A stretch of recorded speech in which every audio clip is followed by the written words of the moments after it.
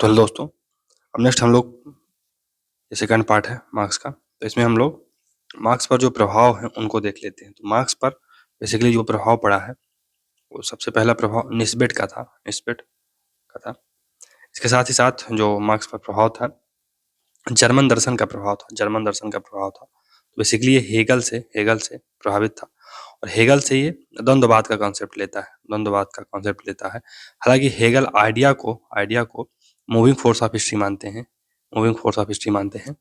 वहीं जो मार्क्स है ये मैटर को मूविंग फोर्स ऑफ हिस्ट्री मानता है। इसके साथ ही साथ जो मार्क्स है ये हेगल से अलगाव का सिद्धांत भी लेता है। तो हमने देखा था कि जो हेगल है ये अलगाव को सकारात्मक भाव बताते हैं। जब एक विचार दूसरे विचार से अलग होता है तभी नए विचारों का सृजन होता है और नए विचार बनकर आते हैं और अल्टीमेटली हम एक राष्ट्र राज्य का निर्माण तभी कर पाएंगे जब जो विचार हैं आपस में अलग होते रहेंगे। लेकिन जो मार्क्स है ये नकारात्मक अलगाव को नकारात्मक बताता है और आगे चल के हम देखेंगे कि किस प्रकार अलगाव को नकारात्मक बताता है। और बेसिकली 4 स्टेज बताता है जहाँ पर एक व्यक्ति अपनी प्रकृति से, फिर अपने लेबर से अलग होता है, पहले तो उत्पाद से अलग होता है, फिर प्रकृति से अलग होता है, फिर समाज से अलग होता है और एक समय ऐसा आता है कि वो खुद से अलग हो जाता है। तो मार्क्स अलगाव को नकारात्मक मानता है। वहीं ये फायरबाख से भी प्रभावित था। फायरबाख ने भौतिकतावाद का कॉन्सेप्ट दिया था। तो फायरबाख के भौतिकतावाद के कॉन्सेप्ट से प्रभावित था। लेकिन जो मार्क्स है ये इसकी एक पुस्तक भी है थीसिस ऑन फायरबाख। इसमें जो भौतिकतावाद है उससे प्रभावित था। लेकिन जो फायरबाख है ये मार्क्स उसके भौतिकतावाद को भद्दा भौतिकवाद कहता है। बेसिकली फायरबाख क्या कहता है कि इतिहास व्यक्ति का निर्माण करते हैं। जबकि जो मार्क्स है ये कहता है कि इतिहास व्यक्ति का निर्माण नहीं करता है, या जो परिस्थितियां हैं वो व्यक्ति का निर्माण नहीं करती हैं, बल्कि व्यक्ति परिस्थितियों का निर्माण करता है या व्यक्ति इतिहास का निर्माण करता है। ये धर्म की आलोचना करता है मार्क्स। इसके साथ ही जो मार्क्स है उस पर फ्रांसीसी क्रांति की जो परंपरा है उसका भी प्रभाव पड़ा है। तो क्रांति की फ्रांसीसी परंपरा है उससे फ्रांस की क्रांति की जो क्रांतिकारी परंपरा है उससे भी जो मार्क्स है वो प्रभावित है। क्यों? क्योंकि जो फ्रांसीसी हैं ये रेडिकल चेंज पर भरोसा करते हैं। हमने देखा था कि 1789 की क्रांति हुई थी तो सामंतवाद को बुरी तरह से समाप्त कर दिया गया था। सामंतों को यहाँ तक कि मार डाला गया था। तो ये रेडिकल क्रांति जो कि फ्रांसीसियों की एक काइंड ऑफ उनकी जो प्रवृत्ति है उससे ज्यादा प्रभावित था। हमने देखा है कि फ्रांस में अभी तक 5 रिपब्लिक आ चुके हैं, तो वो रेडिकल चेंज की बात करते हैं। फिर जो अंग्रेजी एक विचारक हैं, अर्थशास्त्री थे बेसिकली, डेविड रिकार्डो। तो डेविड रिकार्डो से भी ये प्रभावित है। डेविड रिकार्डो के श्रम का मूल सिद्धांत वहां से लेता है। श्रम का मूल सिद्धांत जो था डेविड रिकार्डो का, उससे ये प्रभावित है। फिर ये जो काल्पनिक समाजवादी हैं उनसे भी प्रभावित था। हालांकि ये काल्पनिक जो समाजवादी थे, जो अर्लीस्ट समाजवादी थे, उनको ये यूटोपियन कहता है। बेसिकली जो काल्पनिक या अर्लियर जो समाजवादी थे ये आर्थिक समानता की बात करते थे और ये पूंजीपतियों के जो चेतना है, पूंजीपतियों का जो कॉन्शियसनेस है उसको अपील करने की बात करते थे। और गरीबों को अगर हम उनके जो पूंजीपति हैं उनके कॉन्शियस को अपील करेंगे और इसके माध्यम से हम गरीबों को बहुत सारे कंसेशन है दिलाएंगे। लेकिन जो मार्क्स है वो बोलता है कि पूंजीपति हैं उनकी चेतना मर चुकी है और हमें क्रांति की आवश्यकता है। क्रांति से ही हम पूंजीपतियों को उनको उखाड़ फेंकना ही एकमात्र सॉल्यूशन है जिसके माध्यम से हम जो ये गरीबी है या कि जो सर्वहारा है उसका हित कर सकते हैं। फिर ये वैज्ञानिक समाजवाद से प्रभावित था। तो बेसिकली जो मार्क्स है वो कहता है कि अभी तक जो दार्शनिक है उन्होंने केवल समाज की या कि जो अभी तक जो दार्शनिक है उन्होंने इतिहास की और व्याख्या की है। लेकिन जो महत्वपूर्ण चीज है इतिहास में बदलाव कैसे लाया जाए। अगर बदलना है तो हमें कुछ अन्य चीजें करनी पड़ेंगी। तो इसलिए इसका जो समाजवाद है ये वैज्ञानिक समाजवाद है। क्यों? क्योंकि ये बदलाव की बात करता है। ये थ्योरिया है उसको ये मतलब यहीं पर ये प्रैक्सिस का कॉन्सेप्ट देता है। तो प्रैक्सिस की बात करता है, यानी जब हम अपने सिद्धांतों को प्रैक्टिस में ढालते हैं तो उसे प्रैक्टिस कहते हैं। बेसिकली यहीं से वैज्ञानिक समाजवादी उभर कर आता है। तो इस बहुत सारी जो चीज़ें हैं उसको हम लोगों ने देखा था। तो इसमें जो मार्क्सवाद है, इसमें मार्क्स किससे प्रभावित है उसको देख लेते हैं। तो पहले तो ये काल्पनिक समाजवादियों से प्रभावित है। तो कम्युनिस्ट मैनिफेस्टो जो कि 1848 में लिखी गई, में कार्ल मार्क्स ने स्वयं को वैज्ञानिक समाजवादी कहते हुए अपने से पहले जो समाजवादी थे उनको कल्पनालोकी समाजवादी कहा, यानी यूटोपियन सोशलिस्ट कहा है। मार्क्स ने अपने से पूर्व के समाजवादियों को काल्पनिक कहा है क्योंकि उन्होंने वर्ग संघर्ष व क्रांति की बजाय वर्ग समन्वय व गैर क्रांतिकारी राजनीति पर जोर दिया। काल्पनिक समाजवादी शब्द का प्रयोग पहली बार फ्रांसीसी अर्थशास्त्री जोरेम ब्लांकी ने किया था अपनी पुस्तक हिस्ट्री ऑफ पॉलिटिकल इकोनॉमी में। काल्पनिक या स्वप्नलोकी समाजवादी तो sir Thomas More, Saint Simon, Charles Fourier, Robert Owen, ये यूटोपियन सोशलिस्ट कहे जाते हैं। मार्क्स ने 3 तत्वों को मिलाया। तो मार्क्स ने जर्मन फिलॉसफी को मिलाया, फ्रांसीसी राजनीतिक जो विचार हैं उनको मिलाया और इंग्लिश अर्थशास्त्र को मिलाया। तो ये निस्बत क्या कहता है कि जो मार्क्स है इसने 3 तत्वों को मिलाया। कौन कौन से? एक तो जर्मन आइडियोलॉजी को मिलाया, जर्मन फिलॉसफी को मिलाया। दूसरा इसने फ्रांसीसी जो क्रांति की विचारधारा है उसको मिलाया, और इसने किसको मिलाया है? और इंग्लिश अर्थशास्त्र को मिलाया है, डेविड रिकार्डो वाला, यही इंग्लिश अर्थशास्त्र को मिलाया। तो जर्मन दर्शन से उन्होंने हेगल का द्वंद्ववाद व फायरबाख का भौतिकतावाद लिया है। फिर फ्रांसीसी राजनीतिक से इन्होंने क्रांतिकारी परंपरा और रेडिकल परिवर्तन का विचार लिया है, हमने पढ़ा भी है। इंग्लैंड के क्लासिकल अर्थशास्त्रियों की रचना से उन्होंने पूंजीवाद व औद्योगिक क्रांति के विचार ग्रहण किए हैं। मार्क्स की पूंजीवादी व्यवस्था का आदर्श इंग्लैंड का पूंजीवाद था, और मार्क्स कहा भी करता था कि जो सबसे पहले पूंजीवाद समाप्त होगा और साम्यवाद आएगा, ये इसके लिए आइडल जो देश है वो है इंग्लैंड। विश्व इतिहास में इंग्लैंड इतिहास का अचेतना, जो विश्व इतिहास है उसमें इंग्लैंड इतिहास का अचेतन औजार है। विश्व इतिहास में इंग्लैंड है, वो जो इंग्लैंड है विश्व इतिहास में इतिहास का अचेतन औजार है। फायरबाख, इसमें भौतिकता है ना, इसमें भौतिकवाद के अलावा नास्तिकता और धर्म विरोध का भी विचार लिया है। तो फायरबाख से इसने भौतिकवाद के अलावा नास्तिकता एवं धर्म विरोध का भी विचार लिया है। कार्ल सैपर क्या कहता है कि दुनिया के मजदूरों एक हो जाओ का नारा जो कार्ल मार्क्स ने मजदूरों को दिया है, ये कार्ल सैपर के शब्द है।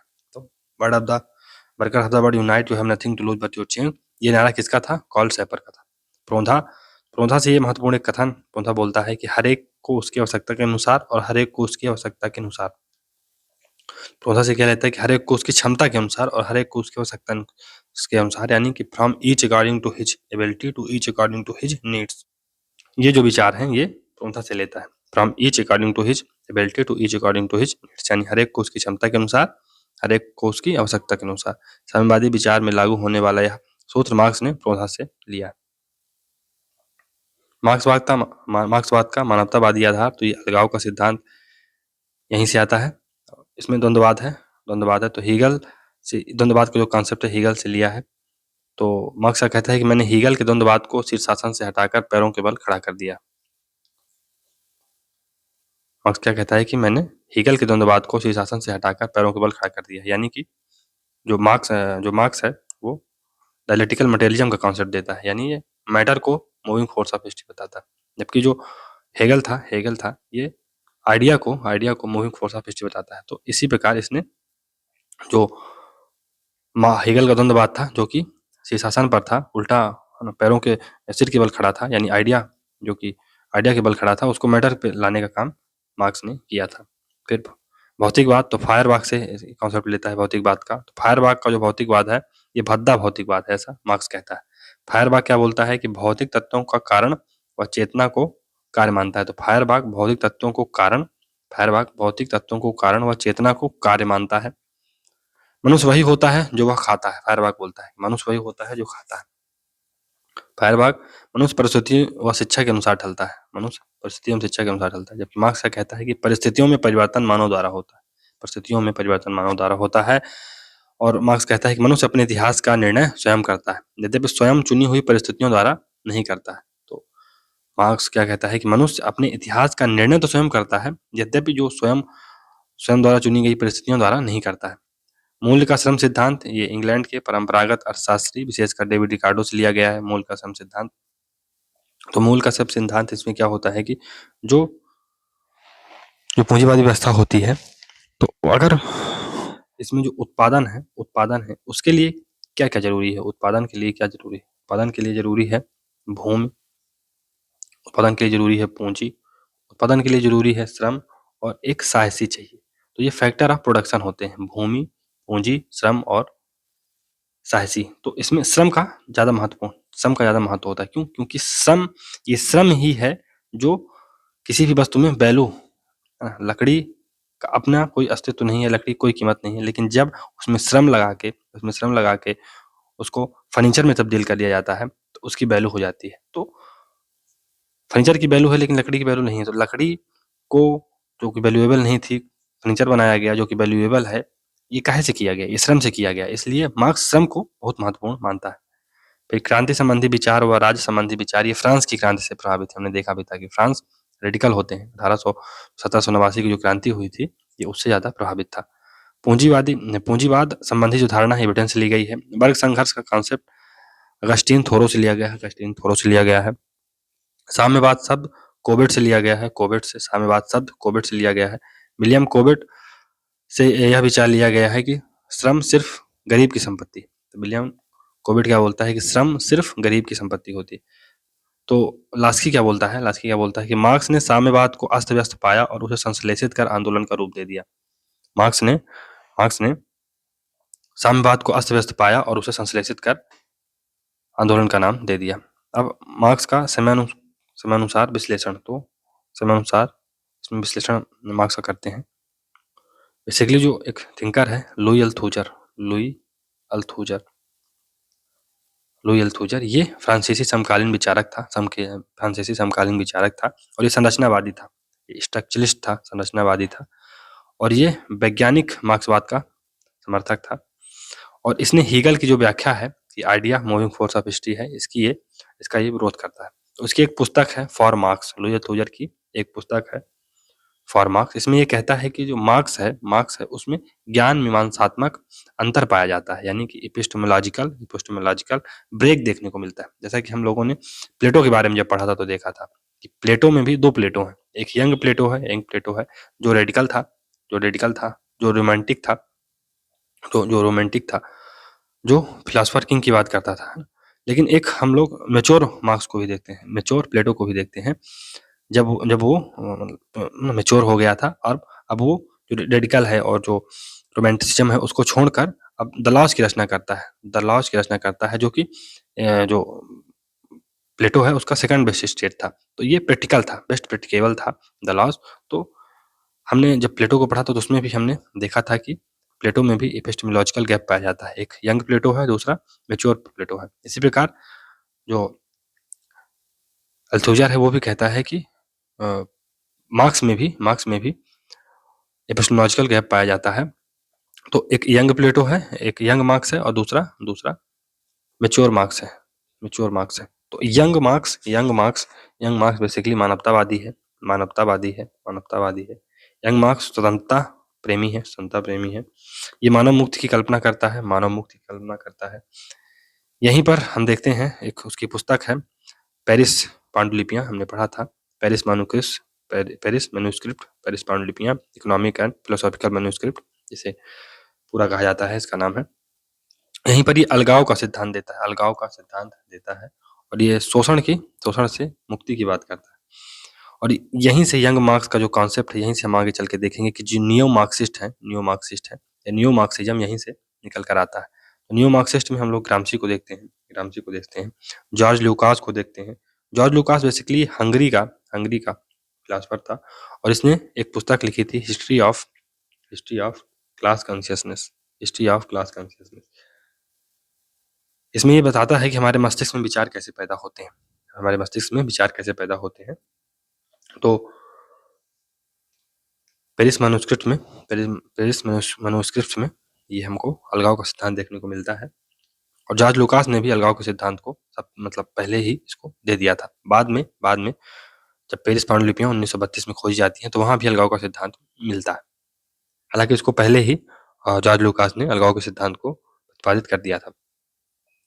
हमने अभी नियो मार्क्सिज्म की चर्चा की, नियो मार्क्सिज्म की चर्चा की, तो उसकी एक शाखा है जिसे फ्रैंकफर्ट स्कूल कहते हैं, फ्रैंकफर्ट स्कूल कहते हैं, फ्रैंकफर्ट स्कूल कहते हैं। इसी को क्रिटिकल स्कूल भी कहा जाता है, क्रिटिकल स्कूल भी कहा जाता है। इसके थिंकर कौन कौन से हैं? इसके थिंकर हैं हैबरमास है, आगे चल के हम हैबरमास का पूरा एक थिंकर के रूप में पढ़ेंगे उसको।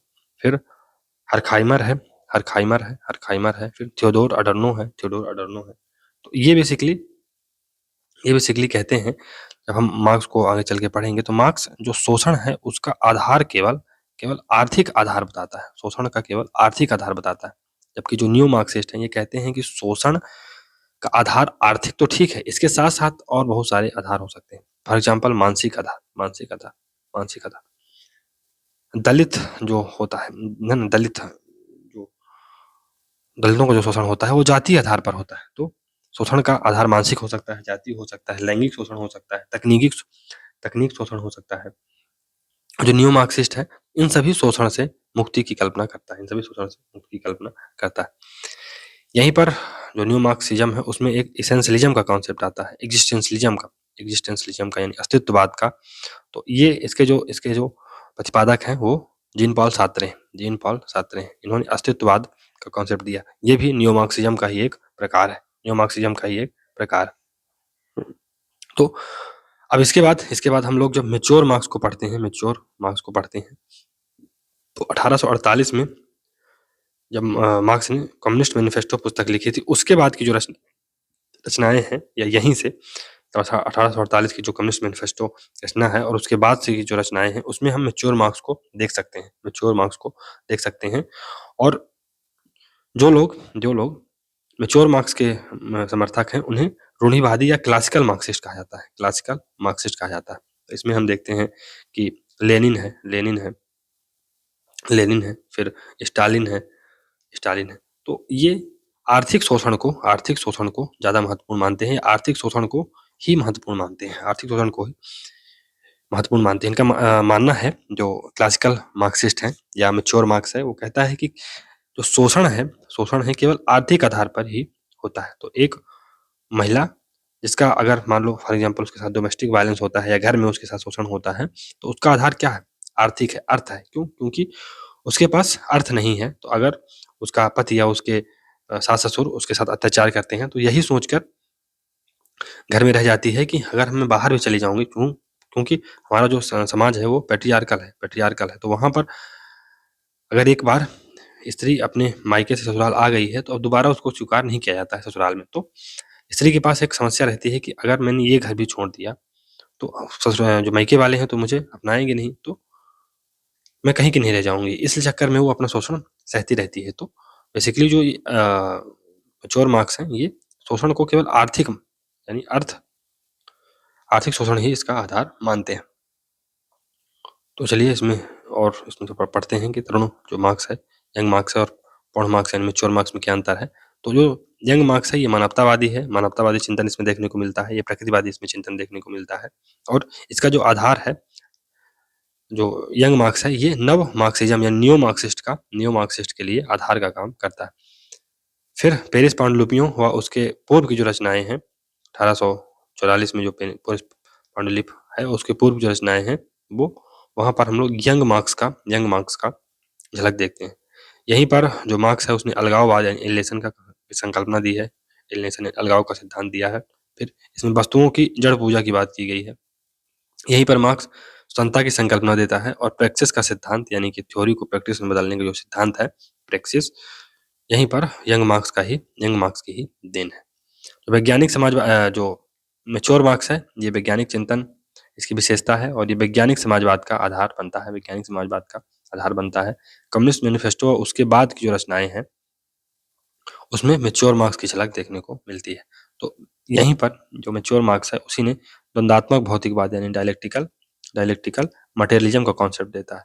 मार्क्स का ये दार्शनिक आधार है ना, मार्क्सवाद का डायलेक्टिकल मटेरियलिज्म है, जिसे हम लोग आगे चल के पढ़ेंगे। डायलेक्टिकल मटेरियलिज्म ये मार्क्सवाद का दार्शनिक आधार है। फिर ऐतिहासिक भौतिकवाद हिस्टोरिकल मटेरियलिज्म ये मार्क्सवाद का सामाजिक आधार है या अनुभवमूलक आधार है।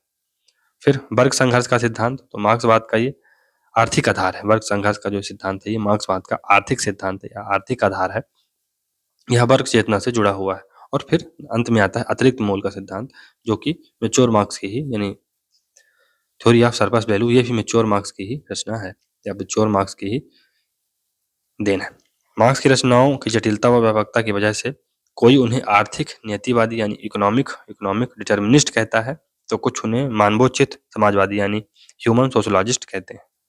तो बेसिकली दो मार्क्स थे, यंग और मैच्योर मार्क्स। विचारों की व्यापकता में बढ़ती उम्र के साथ बदलते विचारों के आधार पर लुई अल्थुजर के साथ साथ मैकलन ने भी दो प्रकार के मार्क्स को माना है। प्रथम या युवा मार्क्स, जो अलगाव, मानव प्रकृति, नैतिकता, स्वतंत्रता से संबंधित था। यंग मार्क्स के वैचारिक दर्शन हमें उसकी दार्शनिक व आर्थिक पांडुलिपियों यानी फिलोसॉफिकल एंड इकोनॉमिक पांडुलिपि फिलोसॉफिकल एंड इकोनॉमिक मैन्युस्क्रिप्ट, जो कि 1844 में पुस्तक आती है, में दिखाई देता है। फिर जो द्वितीय मार्क्स है, जो कि मैच्योर मार्क्स है, ये कम्युनिस्ट मैनिफेस्टो और उसके बाद की रचनाओं में देखा जा सकता है, जहाँ पर मार्क्स ने वैज्ञानिक समाजवाद, क्रांति, बुर्जुआ शोषण का अंत और आर्थिक सिद्धांतों का बखान किया है। गुंड्रिस व introduction to the critique of political economy जैसी उसकी रचनाएं युवा व पूर्ण मार्क्स के विचारों के बीच पुल का कार्य करती हैं। तो गुंड्रिस और introduction to the critique of political economy जैसी जो रचनाएं हैं वो युवा मार्क्स और पौर्ण मार्क्स यानी यंग मार्क्स और मैच्योर मार्क्स के बीच ट्रांजिशन का काम करती हैं या ब्रिज का काम करती हैं। तो युवा मार्क्स देखते हैं, यंग मार्क्स। इस काल में मार्क्स मानवतावादी था, प्रकृति प्रेमी था, स्वतंत्रता प्रेमी था।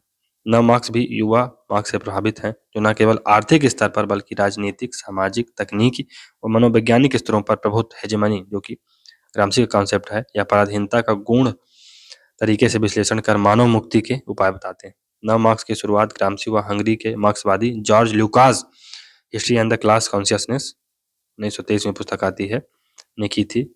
मुख्य नव मार्क्सवादी कौन कौन से हैं, जिनका मार्क्सवाद का आलोचनात्मक सिद्धांत यानी क्रिटिकल थ्योरी इनको कहा जा सकता है। क्रिटिकल थ्योरी या फ्रैंकफर्ट स्कूल से रिलेटेड है, इनका संबंध जर्मनी के फ्रैंकफर्ट स्कूल से है। तो कौन कौन से हैं, Theodor Adorno, the Herbert Marcuse, Habermas, Horkheimer, Erich Fromm और आदि, ये सब फ्रैंकफर्ट स्कूल्स के या क्रिटिकल स्कूल के थिंकर कहे जा सकते हैं। अन्य जो नव मार्क्सवादी हैं, लुई अल्थुजर है और जीन पॉल सार्त्रे। अब युवा मार्क्स के विचार देख लेते हैं। तो युवा मार्क्स अलगाव का सिद्धांत देता है, थ्योरी ऑफ एलिनेशन देता है। तो हमने जब हेगल को पढ़ा था तो हमने देखा था कि जो हेगल है ये अलगाव को सकारात्मक मानता है। हेगल अलगाव को सकारात्मक मानता है और उसका मानना है कि जब तक एक विचार दूसरे विचार से अलग नहीं होगा तब तक हम राष्ट्र राज्य की ओर नहीं बढ़ेंगे या अंतिम सत्य की ओर नहीं बढ़ेंगे। लेकिन जब हम मार्क्स को पढ़ते हैं तो मार्क्स कहता है कि अलगाव ये नकारात्मक भाव और पूंजीवाद ने ये नकारात्मक भाव पैदा किया है। पूंजीवाद तो बेसिकली पूंजीवाद की दो कमियां बताता है, एक तो इसमें निजी संपत्ति होती है और दूसरा श्रम विभाजन होता है। और श्रम विभाजन सबसे महत्वपूर्ण होता है इन द सेंस कि श्रम विभाजन क्यों किया जाता है, ये अधिकतम उत्पादन के लिए किया जाता है। अधिकतम उत्पादन के उद्देश्य से श्रम विभाजन किया जाता है। तो अगर हम लोग मध्यकाल में देखें तो मध्यकाल में एक ही व्यक्ति सारे काम किया करता था। सामंतवाद जब आया तो वहां पर थोड़ा सा कामों का सर्टिफिकेशन हुआ। अगर कुम्हार है तो उसका काम है घड़ा बनाना या कि अन्य जो काम है मिट्टी के बर्तन बनाना। दर्जी कपड़े बनाने का काम करता था, लेकिन फिर भी वो एक पूरा काम ही किया करता था। जबकि मध्यकाल में एक ही व्यक्ति बहुत सारे काम किया करता था या सारे काम कर लिया करता था। लेकिन सामंतवाद में थोड़ा सा स्ट्रेटिफिकेशन हुआ। लेकिन पूंजीवाद में बहुत ज्यादा स्ट्रेटिफिकेशन हो जाता है और इससे क्या होता है कि अलगाव पैदा हो जाता है। तो अलगाव की चार श्रेणियां हैं। पहली जो श्रेणी है कि एक व्यक्ति को उत्पाद यानी प्रोडक्ट ऑफ हिज लेबर से अलगाव हो जाता है, यानी उत्पाद से अलगाव हो जाता है। इनलेशन फ्रॉम प्रोडक्ट, उत्पाद से अलगाव हो जाता है। तो एक व्यक्ति अपना जो उत्पाद है, जो उसका वो उत्पादन कर रहा है, उससे उसका कोई सरोकार नहीं होता है या उस पर उसका कोई इंटरेस्ट नहीं होता है। बेसिकली आजकल हम देखते हैं कि जो एमएनसीज हैं ये टारगेट बेस पर काम करती हैं। आपको इतना टारगेट दे दिया जाता है और आपको इतने सारे जो मतलब एक बेसिकली आपको टारगेट दे दिया जाता है, जिसको आपको विदिन टाइम एक टाइम दे दिया जाता है और उसके माध्यम से आपको उस टारगेट को अचीव करना पड़ता है। तो इससे हमारा जो आनंद है वो गायब हो जाता है। क्यों? क्योंकि जो एक टेलर है, जो कोट बनाता है, कोट बनाने की जो पूरी प्रक्रिया होती है उसमें एक जो टेलर है वो आनंद महसूस करता है। बेसिकली जो मार्क्स ये कहता है कि जो हमारा प्रोडक्ट है, श्रम है, ये हमारे आनंद का स्रोत है। जब एक टेलर जब कोई व्यक्ति आता है उसके पास कोट सिलवाने, तो उसका नाप लेता है, उससे हाल-चाल लेता है और उसका उस व्यक्ति से या जो ग्राहक रहता है उससे परिचय हो जाता है।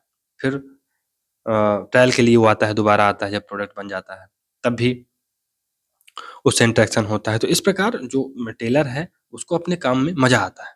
जो मूर्तिकार है, जब वो मूर्ति बनाता है तो उसे मूर्ति बनाने में मज़ा आता है। जो फॉर एग्ज़ाम्पल आपने जो गायकों को देखा होगा, फॉर एग्ज़ाम्पल नुसरत फ़तेह अली खान, तो जब वो गाते हैं तो कितना मगन हो जाते हैं अपने कार्य में, तो उनको उस कार्य में मज़ा आने लगता है। जो वो प्रोडक्ट है उनके है ना? प्रोडक्ट है उनका श्रम का, उनको उसमें मज़ा आता है।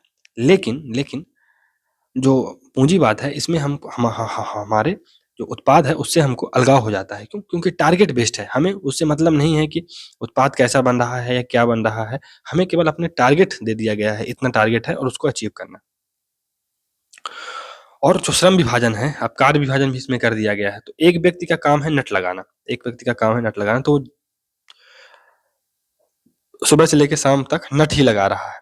उसको उसका जो फाइनल प्रोडक्ट है उससे उसको मतलब ही नहीं। उसका फाइनल प्रोडक्ट क्या है, उसका उससे मतलब ही नहीं, उसको पता ही नहीं कि इसका फाइनल प्रोडक्ट क्या बनेगा। तो उसका उत्पाद से अलगाव हो जाता है। दूसरा जो अलगाव होता है, प्रकृति से अलगाव होता है। प्रकृति से अलगाव हो जाता है। प्रकृति से अलगाव क्या होता है कि अगर कोई मज़दूर है, फैक्ट्री में काम करता है, तो उसका एक टाइम पीरियड होता है कि हमको जल्दी-जल्दी फैक्ट्री पहुँचना है। फिर जो फैक्ट्री मालिक है, ये केवल जीवन निर्वाह के लिए मज़दूरी देता है। जब जीवन निर्वाह के लिए मज़दूरी दी जाएगी, तो हर व्यक्ति को 1 दिन का काम अगर हो गया है, तो दूसरे दिन अगर घर में चूल्हा जलाना है, तो दूसरे दिन भी काम करने के लिए जाना पड़ेगा। इससे क्या होगा, हर व्यक्ति एक मशीन बन जाएगा और हर रोज़ वो काम पे जाएगा, नहीं तो उसके घर में चूल्हा नहीं जलेगा। तो उसको खाने की इतनी टेंशन है कि जो अपनी जो प्राकृतिक खुशी है, प्राकृतिक जो नज़ारे हैं, घूमना, भागना, टहलना, लोगों से मिलना, इसका टाइम ही नहीं है उसके पास। वो सोशलाइज़ ही नहीं हो पा रहा है, वो लोगों से मिल ही नहीं पा रहा है। तो वो अपनी प्रकृति से धीरे-धीरे उसकी जो प्रवृत्ति है स्वच्छंदता की प्रवृत्ति होती है, मिलनसारता की जो प्रवृत्ति होती है, वो धीरे-धीरे घुटने लगती है। हम केवल काम के लिए हो जाते हैं और एक मशीन की तरह एक सेट पैटर्न पे काम करने लगते हैं। जब हमारी नौकरी लग जाती है, तो हम या तो अपने रिश्तेदार है ना, कभी शादी में गए, है ना? तो हमारा वो सोशलाइज़ेशन नहीं रह जाता है। हम अपने रिश्तेदारों से सालों-सालों में मिलते हैं। तो यही है कि हम अपनी प्रकृति से अलगाव महसूस करते हैं, अकेलापन महसूस करते हैं। फिर तीसरा जो अलगाव होता है, वो समाज से अलगाव होता है। समाज या सहचर से अलगाव हो जाता है। तो फॉर एग्ज़ाम्पल अगर पूँजीवादी व्यवस्था में अगर मज़दूरों की छँटनी हो गई, तो अगर मुझे निकाल दिया गया, अब मुझे काम की जो ज़रूरत है, तो मैं समाज से या अपने सहचर से ही जो हमारे सहपाठी होंगे उनसे ही द्वेष की भावना रखने लगूँगा। मुझे लगेगा कि अगर मेरा साथी या कोई मज़दूर है, तो अगर मेरा साथी मज़दूर है, अगर वो घायल हो जाए या कि उसको क्षति पहुँच जाए, तो उसकी जगह मुझे बुला लिया जाए। तो मैं अपने जो साथी मज़दूर हैं, उनका ही अहित चाहने लगूँगा। ये इससे मैं समाज से, अपने सहचर से कट जाऊँगा, समाज से कट जाऊँगा और समाज से ही अलगाव होगा। चौथा जो अलगाव होता है, ये स्वयं से अलगाव होता है। स्वयं से अलगाव होता है, स्वयं से अलगाव हो जाता है। तो ये जो पूरी प्रक्रिया है 3 चरण आते-आते व्यक्ति स्वयं से ही अपने आप को अलगाव महसूस करता है। काम में इतना बिज़ी हो जाता है कि उसको कला को कलात्मकता उसके अंदर का जो सृजनात्मकता है वो गायब हो जाती है। हमारा मन है कि हम अपने बेटे-बेटियों के साथ घूमें लेकिन टाइम ही नहीं है। किसके पास टाइम? तो आदमी एक यंत्र बन जाता है और अपनी जो भौतिक इच्छाएँ हैं उनको पूरा करने के लिए वो हमेशा कार्य करता रहता है। तो जब हम लोग मास्लो को पढ़ते हैं तो वो एक सेल्फ जो 5th स्टेज है जहाँ पर हर व्यक्ति को पहुँचना चाहता है, सेल्फ एक्चुअलाइज़ेशन। तो अगर हम पूँजीवादी समाज में हैं और एक मशीन की तरह दिन भर काम कर रहे हैं, तो हमें सेल्फ एक्चुअलाइज़ेशन का टाइम ही नहीं मिलेगा। हम केवल अपनी रोटी, कपड़े और मकान की जो आवश्यकता है उसी में ही अपनी ज़िंदगी खपा देंगे। तो मार्क्स कहता है कि इसको दूर कैसे किया जाए। अब प्रश्न है, ठीक है, अलगाव हो गया, है ना, हमारे उत्पाद से अलगाव हो गया, हमारे प्रकृति से अलगाव हो गया, समाज से अलगाव हो गया और अंत में हमारा स्वयं से अलगाव हो गया। अब इसको दूर कैसे किया जाए? तो मार्क्स कहता है कि साम्यवाद को अगर ला दिया जाए, साम्यवाद को समहाउ ला दिया जाए, तो ये जो अलगाव है ये दूर हो जाएगा। तो मार्क्स कहता है कि साम्यवाद एक ऐसी व्यवस्था होगी जहां पर एक व्यक्ति, है ना, मतलब इतना ज़्यादा उत्पादन होगा, हर व्यक्ति के लिए सरप्लस होगा। तो अगर एक मजदूर एक दिन काम करने नहीं भी जाता है तो फ़र्क नहीं पड़ेगा, है ना, उसको भोजन मिल जाएगा। तो बेसिकली मार्क्स कहता है कि साम्यवाद एक ऐसी व्यवस्था है जहाँ पर एक व्यक्ति सुबह शिकार करने के लिए जा सकता है, दोपहर को वह मछली पकड़ सकता है और शाम को काव्य गोष्ठियों का आयोजन करके जो कविता का आनंद है उसको भी ले सकता है। तो साम्यवाद में लोगों को इतना मिल रहा है कि दूसरे दिन काम करने की ज़रूरत ही नहीं है। आप अपना जो फ्री टाइम है या जो स्वयं को आप एन्जॉय कर सकते हैं, स्वयं को एन्जॉय कर सकते हैं। तो ये है। तो ये ही इसीलिए वो साम्यवाद की वकालत करता है। तो इसमें देखते हैं अलगाव का सिद्धांत, अलगाव या परायापन। तो आर्थिक या दार्शनिक पांडुलिपियाँ जो कि 1844 में आती हैं, जिन्हें पेरिस पांडुलिपियाँ भी कहा जाता है, का प्रधान विषय है ये अलगाव। अलगाव का सिद्धांत मार्क्स ने हेगल से लिया है।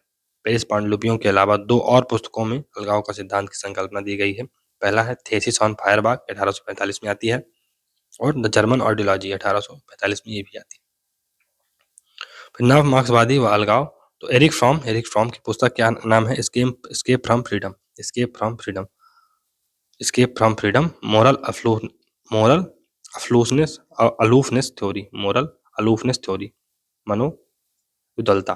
फिर Herbert Marcuse, one dimensional man का एक बिमी मानव का कॉन्सेप्ट देते हैं। वही एक बिमी मानव जो केवल काम के बारे में सोच रहा है, केवल अपना पैसा कमाने के बारे में सोच रहा है और वो कुछ सोच ही नहीं पा रहा है, वही है एक बिमी आदमी। हैबरमास, इसकी लेजिटिमेशन क्राइसिस या लेजिटिमेसी क्राइसिस पुस्तक है। फिर जीन पाल सार्त्रे, ये अस्तित्ववादी सिद्धांत ये देते हैं, एग्जिस्टेंशियल थ्योरी देते हैं। फिर लुई अल्थुजर, ये संरचनावादी सिद्धांत देते हैं, संरचना स्ट्रक्चरल में देखा था कि संरचनावादी थिंकर है, स्ट्रक्चरल थ्योरी देते हैं। मार्क्स के अनुसार पूंजीवादी व्यवस्था में व्यक्ति क्रमशः 4 प्रकार के अलगाव का शिकार होता है। पहला उत्पाद से अलगाव, फिर प्रकृति से अलगाव, फिर समाज या सहचरों से अलगाव और लास्ट में स्वयं से अलगाव। तो अलगाव का शिकार केवल मजदूर ही नहीं बल्कि पूंजीपति भी होते हैं, क्योंकि वह पूंजी के लाभ की अंधी दौड़ में शामिल हो जाता है। अलगाव का कारण है निजी संपत्ति व श्रम विभाजन। अलगाव का जो कारण क्या है? निजी संपत्ति और श्रम विभाजन। तो पूंजीवाद के तहत शोषण व अलगाव सबसे तीव्र होता है। पूंजी प्रतिस्पर्धा में जीतने के लिए मजदूरों का अधिक से अधिक शोषण करते हैं।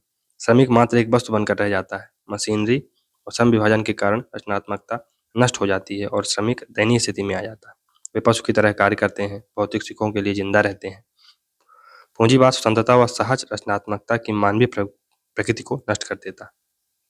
जितना तुम खाओगे, पियोगे, पुस्तकें खरीदोगे, सिनेमा देखोगे, मैखाने या सभाओं में जाओगे और जितना तुम सोचोगे, प्यार करोगे, नाचोगे, गाओगे, चित्र बनाओगे, उतना ही तुम्हारा खजाना सृजनात्मकता का यानी क्रिएटिविटी का बढ़ेगा, जिससे ना तो कीड़े-मकोड़े खाएँगे, ना जंग लगेगी। यही तुम्हारी पूँजी है। तुम्हारा निजी अस्तित्व जितना कम होगा, तुम्हारी सृजनात्मकता जितनी कम होगी, जितना अधिक धन संपत्ति तुम्हारे पास होगी, उतना ही तुम्हारा जीवन अलगावग्रस्त होगा।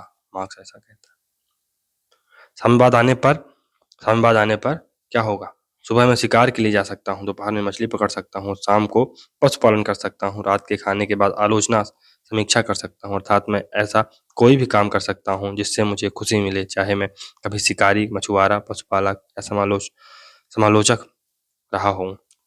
मनुष्य के अलगाव या शोषण से मुक्ति की यही जो अवस्था है, ये साम्यवादी अवस्था है। कार्ल मार्क्स ऐसा बोलता है और ये कहाँ ये आइडिया इसके हैं? जर्मन ऑर्डियोलॉजी में। अलगाव का सिद्धांत भी हेगल से प्रभावित है तथा उसी से लिया गया है। वस्तुओं की जड़ पूजा यानी फेटिसिज्म ऑफ कम्युनिटी, वस्तुओं की आराधना। इसका वर्णन दास कैपिटल में मिलता है। तो बेसिकली जो ये फेटिसिज्म ऑफ कम्युनिटीज है या वस्तुओं की जड़ पूजा है, ये पूंजीवादी माल व्यवस्था का परिणाम है।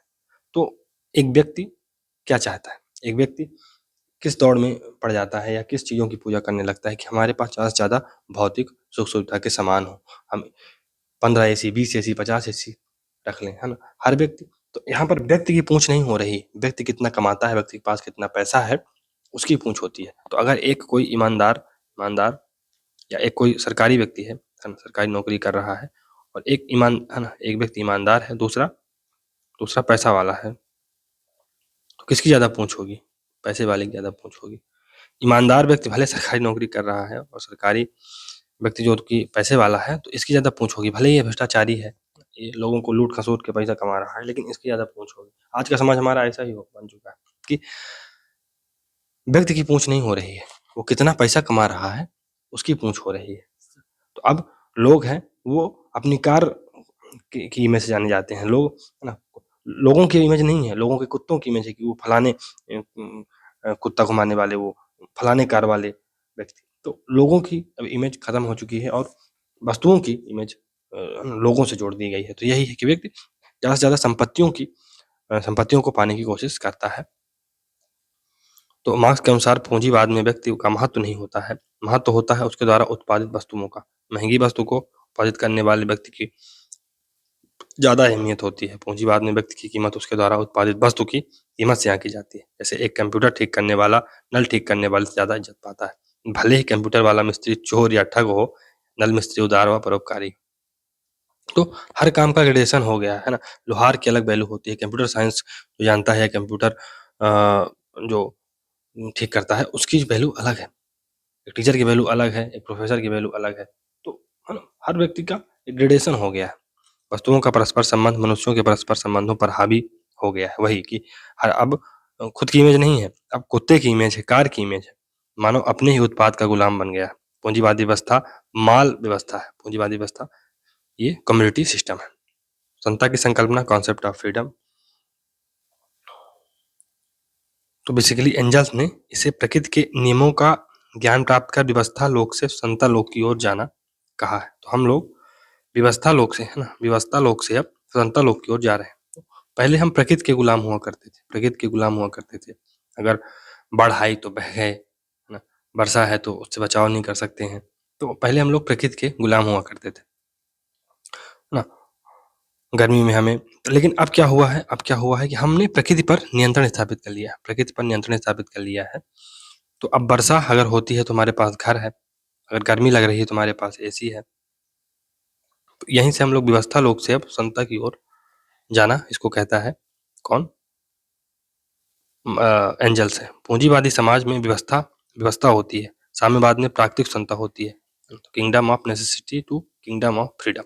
हम लोग व्यवस्था लोक से संता लोक की ओर बढ़ रहे हैं। जब व्यक्ति व्यवस्था लोक से संता लोक में आता है तो वह पूर्ण संत हो जाता है।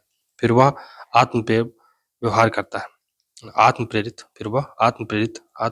व्यवहार करता है, क्योंकि वह प्रकृति व पूंजीवाद की बेड़ियों से मुक्त हो जाता है। मार्क्स के अनुसार अब पुराना इतिहास समाप्त होता है, नया इतिहास शुरू होता है। अब वह इतिहास का दास नहीं बल्कि उसका निर्माता व नियंता बन गया है। तो अब मनुष्य ने प्रकृति पर कंट्रोल कर लिया है और अब वो प्रकृति का दास नहीं बल्कि वो इतिहास का दास नहीं बल्कि उसका निर्माता व नियंता बन चुका है।